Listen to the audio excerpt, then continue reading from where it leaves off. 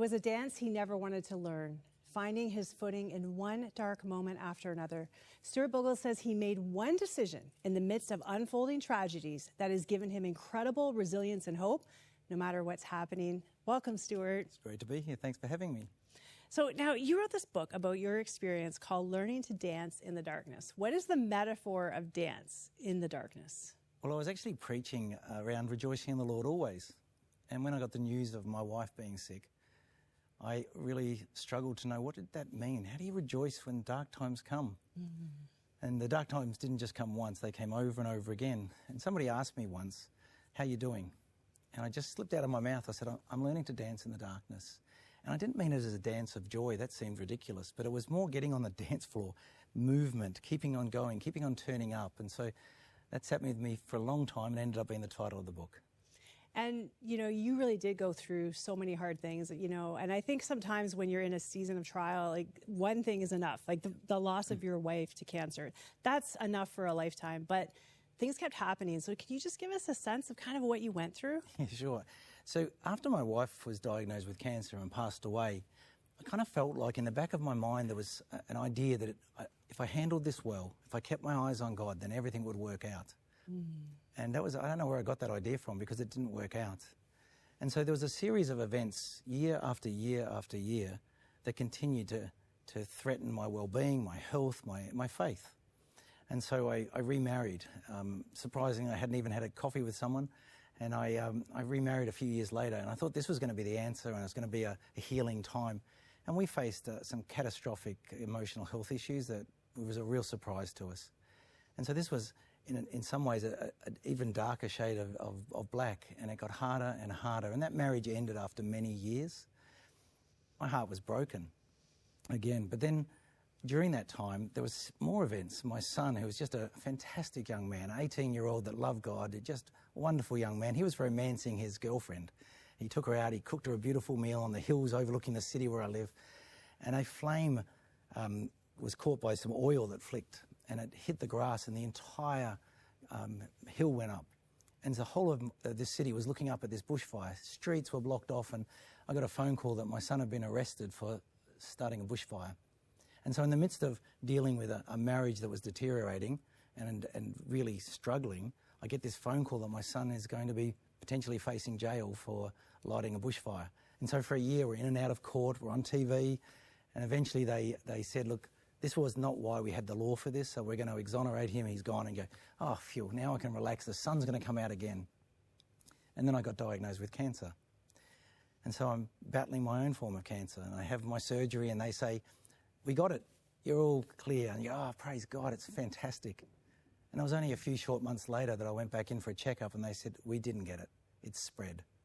And so we had to go through a whole range of treatment and hope for the future and pray to God and say, please heal me. So we go through that, and they say now that they've now got it, and you go, oh, now I can relax. And then I'm out riding my bicycle one day, just having a wonderful bike through the Adelaide Hills, and out of nowhere a car hits me. And I wake up, I'd come off my bike and I'd gone straight into a huge gum tree, and I'd cracked my collarbone, my ribs, and so that took months to recover from, but it was the brain injury that was the biggest problem. And so for a year I battled that, and at the end of that year I was no better. And the doctor said, look, take a whole month off. I want you to take a whole month and just do nothing. And let's just see if your brain kicks back in. So at the end of that month, I was pretty distressed because I was no better. So I thought, I'm going to go back to the specialist. And the specialist said, look, that's what we were concerned about. It's a traumatic brain injury. It's permanent. You need to reduce stress in your life. So I left the office going, how am I going to do that? And the next morning at 6 o'clock in the morning, my kids came running down the stairs from upstairs saying, Dad, the house is on fire. So I ran outside, and there's 50 people banging on the window, get out, get out. And 2 minutes later, the roof collapsed onto the beds, and the kids would have been killed if we'd been in the house. And so I stood there watching as the house burned down, and the memories and all of those things. And I went, this is ridiculous. And so life went on again, a couple more years, and then my daughter, who'd started as a 7-year-old praying for her mother that God would heal her mother, and watched her die. Now she had to pray for her then-to-be husband, who'd been diagnosed with cancer himself. So she marries him, the cancer spreads. I had the privilege of standing at their wedding and marrying them, and then 3 months later standing at his funeral and saying goodbye. Wow. So we have this series of events that has really knocked us around and caused us to face that dilemma that everyone faces. Am I going to turn to God in the darkness, or am I going to turn away from him? Yeah, I talked about that one decision that you made. So what was that one decision that's carried you through all of this? Well, it goes back to when I first became a Christian at 18. I met a God who said, give me your life and trust me. And that's what I did. And so I said naively back then, God, here's my life. I'm going to trust you no matter what.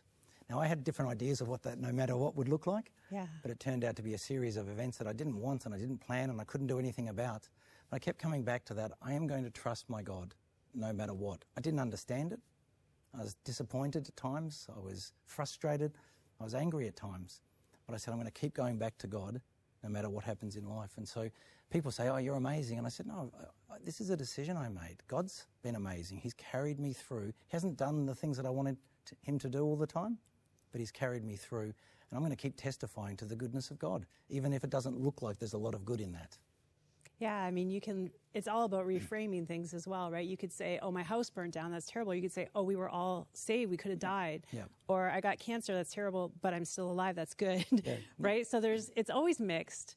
And, you talk in the book about moments of joy or peace from God, even in the midst of hardship, but you also talk about deep moments of loneliness.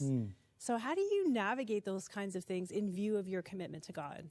Yeah, so there is a lot of things, and I never want to sugarcoat what we went through. I don't want to pretend, oh, now I'm so much stronger because of this, and God was great because of this. There was a lot of dark nights of the soul. There was a lot of loneliness. When my wife was battling cancer, she was sick a lot of the time, and she'd go to bed early, and I'd put the kids to bed, and there I am alone. And in the months that followed, once she passed away, I'm alone again, and I'm disconnected now. I had to give up my work. I'm looking after kids. Relationships had changed. The dynamic in relationships or family had changed. And so I had to work out, God, are you orchestrating all of this, or are you present with me in it? And I chose that he's present with me in it, and I said, so I can only take a step at a time at the moment, and I'm going to trust you each step of the way. And I think sometimes we do spiritual acrobatics to absolve God of responsibility. He did this because he wants to do that. Sometimes it's just the unknown, and you just have to walk one step at a time and say, God, I believe in the truth of your word, that you are true, that you are caring, that you are loving, that you are kind, and I'm going to trust that. And the circumstances around me, that's not going to change that. And so this was a decision of the will, but it wasn't always easy. I can't only imagine how tough it's been. One of the things you talk about in the book, which I really loved, is this community around you, people who are praying for you and your wife all over the world. What difference did that make, not intentionally isolating yourself in pain? Well, it's one of the things I've learned in doing a podcast that I'm doing now is everybody's saying the same thing. While the journey's really difficult, it's made that much easier if you don't isolate yourself and you actually reach out and you accept the love that comes from community. And so to me, there were people all over the world were sending us messages. And there were sometimes I'd be praying and feeling that loneliness, and a message would come in. And I began to use this phrase that you need a God with skin on. Where he turns up through the knocking of the door and somebody's turned up and said, hey, I just wanted to pop over and see if I can sit with you for a while and have a coffee. You go, oh, that's exactly what I needed. Or somebody who sends you something, or somebody just drops a meal off and says, just passing, I just wanted to give you a meal, I thought the kids would enjoy this. And I began to, instead of looking up all the time going, where are you, God? I began to look around and say, you're everywhere. And that's the community he gives us, that we're part of something. And that's why I'd say making sure that you let others know you're hurting. Because sometimes we expect people to read our mind and go, where are they? But I need to be open and say, I'm struggling. I need some. Can you just pop over and hang out with me? And that's really important. And that's what I'm hearing from others as I ask them the same questions. One of the things, and I have to say, not everybody did it perfectly. Just, so people understand, like, sometimes people don't know what to do. Sometimes they say and do the wrong thing. They do. And you were very gracious toward people for that, which I really appreciate. But one of the things that you do now is taking that pain. Like you wrote very honestly in here, not so much preaching, but just so that people would get it, that you've been there, that you really suffered, and that they could relate in their own suffering or whatever they're going through. And now you've turned that into a podcast, Resilient Souls. So you're actually journeying with other people who are hurting. Tell me about that. So I was really reluctant to write a book because I thought, who am I to write a book? I'm just an ordinary guy. But I really decided I didn't want to waste the pain. And if this could help others, so I started to write this. But as it came to the end, I went, this is just my story. This is just my personality, my view of the world, my theology, my background, and I hope it encourages people. But there's a whole lot of other people out there who are going through stuff. And so I started to think about this idea of having conversations like this and doing a podcast. And so I'd meet people and I'd say, can you tell me, where was God in the midst of what you went through? How did you get through? And it became a conversation. It was like two people who got it. And as we had that conversation, I'd ask them questions. What helped you? And they'd tell me things and I'd go, wow, I hadn't thought about that. And I'd say, what didn't help you? Like, what did your friends or your family or your community do that was really good? What did they do that was not so good? And out of that's coming these principles that can be turned into practices for people. There's no answers for everybody. But as they listen, they go, oh, that's similar to my story, or that person's got a personality like me. And so this is becoming this incredibly rich archive of stories and conversations that I hope that people, wherever they are, and even those people particularly who have isolated themselves and go, I don't know who to talk to, I don't know who to share with, I feel like I'm alone. Suddenly they can hear someone share and go, you know what, I'm not alone. What I'm experiencing is what they experience, but there is a way through. And that's the hope that I hope comes out of this, because otherwise it's just a sharing of, wow, there's some really tough things you went through. And I go, yes, but there's hope in the middle of it. That I turned to God, and he didn't fix everything the way I wanted him to, but he never left me. And he gave us this great hope that there's a way forward. And now he's using your story to encourage so many other people.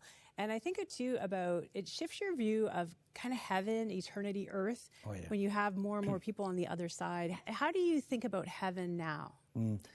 So I think there's a theology out there that doesn't really believe that there's a time to come when there's going to be perfection. And so we see people that are sick or dying, and we talk about them dying prematurely and their life's being cut short, and how sad that is. And while there's definitely a sadness around the loss, Scripture says that for me to live is Christ, but to die is gain. And so we have this picture of hope into the future. So when my wife died, of course I didn't want her to die. The kids didn't want their mum to die. But we had this unbelievable hope that she was going to be with the Lord, and we're going to see her again. And so I think that picture of heaven is into a place in the future where there's going to be great hope and great joy and no suffering. And we look to that, but we live now with one eye there and one eye on earth. And so no matter what we're facing, we have a hope of what's to come. And so I believe in a miraculous God that can do the miraculous, can step in and fix things. But he doesn't always for some reason. And so we look to God for hope now and hope into the future. It's one of the things I see in my work around the world. People are experiencing poverty and oppression. Like, their life isn't good here the way that it is for many of us in the West. Their eyes are firmly fixed on heaven. That's their hope, that day that Jesus will wipe every tear from their eye. And I know that day will come for you one day too, and your kids and your family. And so thanks for sharing so honestly about your story and the reflections that you had in the middle of it. I think it's really important that we have these conversations, because sometimes we don't, and then we're unprepared when hard things come our way. Yeah. So thanks so much. No, it's been a pleasure. And I just want to remind you, if you're watching, we have prayer lines that are open all day and all night. And if you are in that place, a lot of times when we're in pain, we pull back, we isolate ourselves. But you don't have to. And there is a resource available. You don't have to give your name. You don't have to give any of your information, but we will pray for you. We will not phone you. We will not harass you. It is 100% free.